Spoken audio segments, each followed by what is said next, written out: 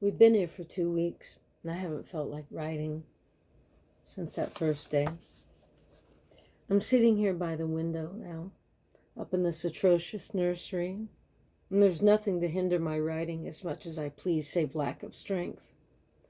John is away all day, and even some nights when his cases are serious. I'm glad my case isn't serious, but these nervous troubles are dreadfully depressing. John doesn't know how much I really suffer. He knows there's no reason to suffer, and that satisfies him. Of course, it's only nervousness. It does weigh on me, so not to do my duty in any way. I meant to be of such help to John, such a real rest and comfort, and here I am, a comparative burden already. Nobody would believe what an effort it is to do what little I'm able, to dress and entertain and order things. It's fortunate Mary's so good with the baby, such a dear baby, and yet I can't be with him. It makes me so nervous. I suppose John never was nervous in his life.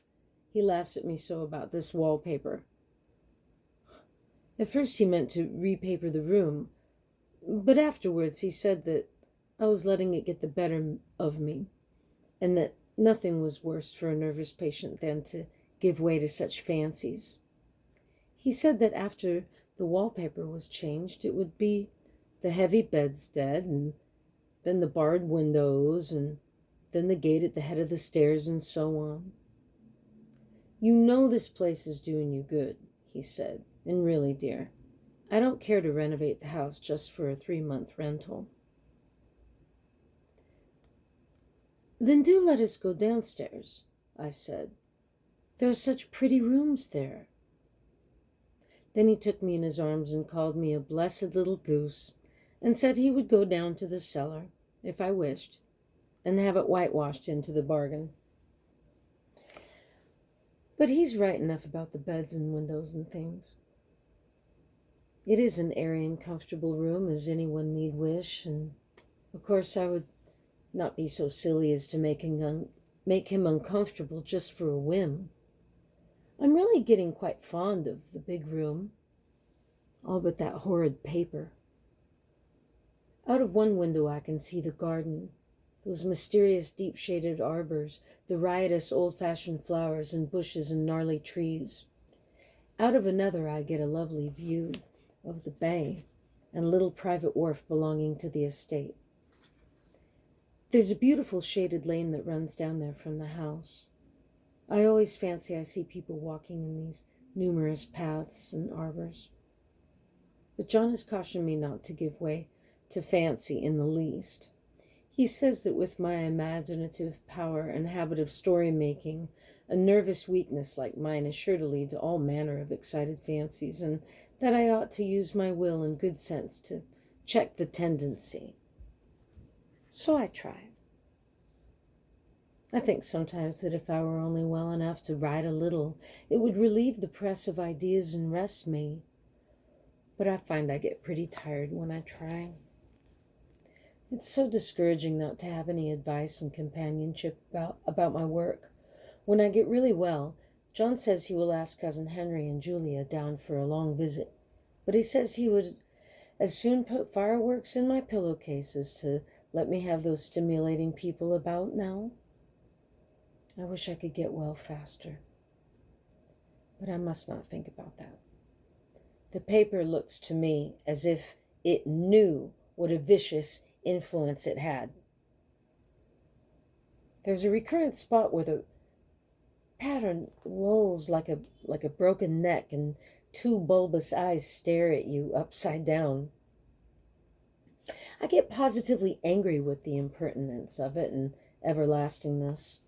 Up and down and sideways they crawl, and those absurd unblinking eyes everywhere. There's one place where 2 breaths didn't match, and the eyes go all up and down the line, one a little higher than the other.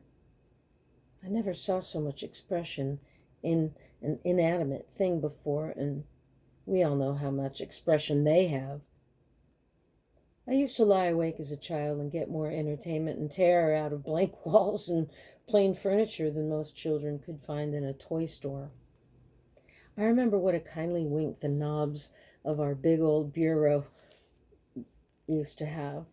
And there was one chair that always seemed like a strong friend. I used to feel that if any of the things looked too fierce, I could always hop into that chair and be safe. The furniture in this room is no worse than inharmonious, however, for we had to bring it all from downstairs. I suppose when this was used as a playroom, they had to take the nursery things out, and no wonder. I never saw such ravages as the children have made here. The wallpaper, as I said before, is torn off in spots, and it sticketh closer than a brother. They must have had perseverance as well as hatred. Huh. Then the floor is scratched and gouged and splintered.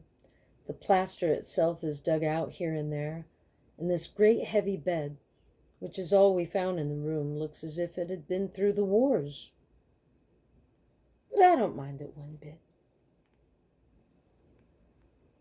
Only the paper. There comes John's sister. Such a dear girl she is, and so careful of me. I must not let her find me writing. She's a perfect and enthusiastic housekeeper, and hopes for no better profession. I verily believe she thinks it is the writing which made me sick. But I can write when she's out, and see her a long way off from these windows. There is one that commands the road, a lovely shaded winding road, and one that looks off over the country, a lovely country too, full of great elms and velvet meadows. This wallpaper has a kind of sub-pattern in a different shade, a particularly irritating one, for you can only see it in certain lights, and not clearly then. But in the places where it isn't faded and where the sun is just so, I can see a strange, provoking, formless sort of figure that seems to skulk about behind that silly and conspicuous front design. There's Sister on the stairs.